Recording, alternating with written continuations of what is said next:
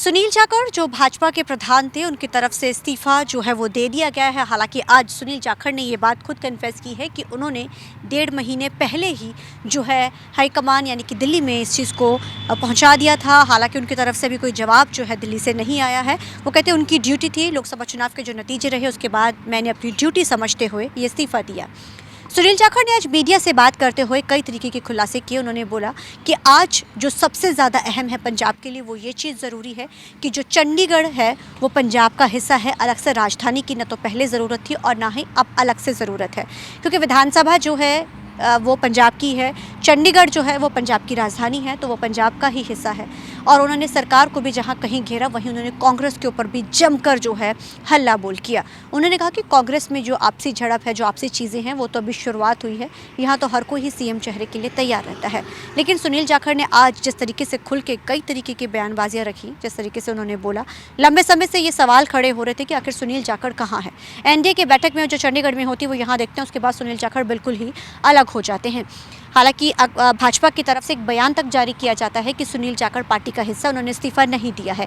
लेकिन उन्होंने आज इस बात को साफ किया कि वो 1.5 महीने पहले ही अपना इस्तीफा सौंप चुके हैं।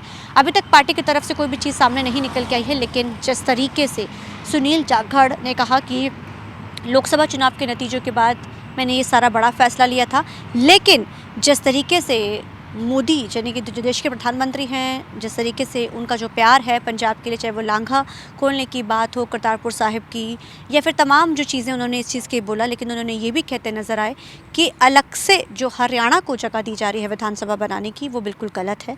इसको लेकर उन्होंने बोला, उन्होंने देश के प्रधानमंत्री से इस चीज़ को लेकर उन्होंने मांग भी की है कि ये चीज़ नहीं होनी चाहिए।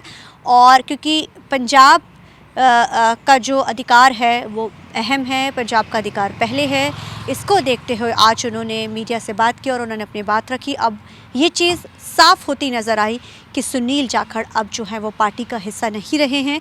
ये उन्होंने बात कन्फेस की है। उन्होंने बोला कि आज पंजाब को एक स्ट्रॉन्ग ऑपोजिशन की बेहद ज़रूरत है और उन्होंने कहा कि भाजपा जो है वो स्ट्रॉन्ग ऑपोजिशन के रूप में उभर सकता है, क्योंकि स्ट्रॉन्ग ऑपोजिशन के रूप में लोग अब है वो भाजपा को ज़रूर देख सकते हैं। और जो प्यार है वो भाजपा का पंजाब के लिए हमेशा ही नज़र आता रहता है।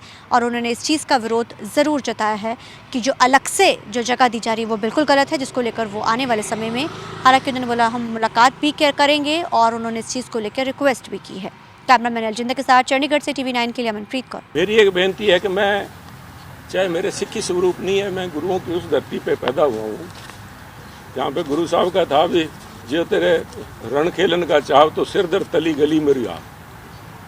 जिस इस्तीफे की आप बात कर रहे हो ना साहब, मैं विज साहब को बताना चाहूँगा कि मैं ऑलरेडी अपनी जिम्मेवारी, नैतिक जिम्मेवारी समझते हुए ऑलरेडी माननीय प्रधानमंत्री जी से भी, नड्डा साहब से भी, माननीय HM साहब से भी उनसे निवेदन करके आया हूँ कि क्योंकि हम लोकसभा के अंदर कोई सीट पंजाब से नहीं बीजेपी के खाते में डाल सके, इसलिए मुझे अपनी जिम्मेवारियों से मुक्त किया जाए। उस पर फैसला उन्होंने ले लेंगे, परंतु मैं अपनी तौर से उस ऐसी राजनीति से सुरखरू रखता हूँ। खुद विज साहब ने भी, वो भी इसी किस्म के नेचर के हैं। उन्होंने भी पहले जब ये मसला हुआ था तो घर जाके बैठ गए थे। तो मैं नहीं मानता कि इसमें कोई राजनीति है, परंतु मैं यहाँ पे और कड़प्पन ना आए रिश्तों के अंदर, उनकी अपनी मजबूरियाँ होंगी साहब, और वैसे तो नहीं होनी चाहिए। वो तो अपना वोट वाट लिए बैठे हैं, अब उनको किसी चीज़ की ना तो विधान, वैसे देखिए विधान उस पर अलग से बात करेंगे, कौन कितने दिन विधानसभा चलाता है। पंजाब और हरियाणा दोनों की मिला लें तो सारे साल में 30 दिन नहीं विधानसभा जुड़ती, और वो इतना बड़ा हॉल खाली पड़ा है।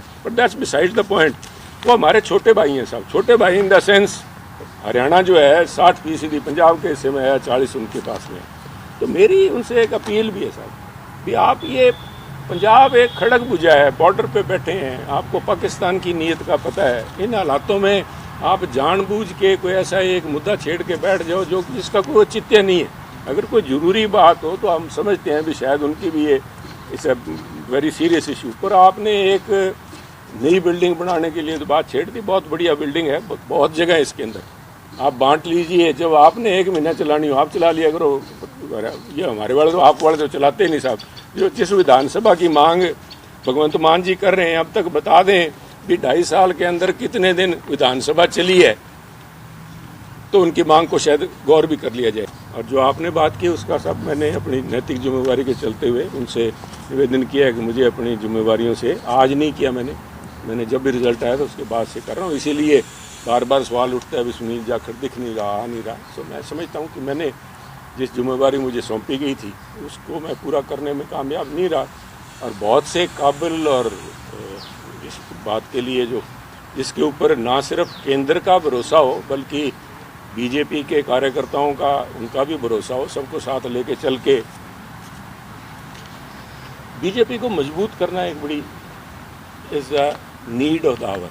और बीजेपी के आज पंजाब के लोग एक विपक्ष ढूंढ रहे हैं साहब।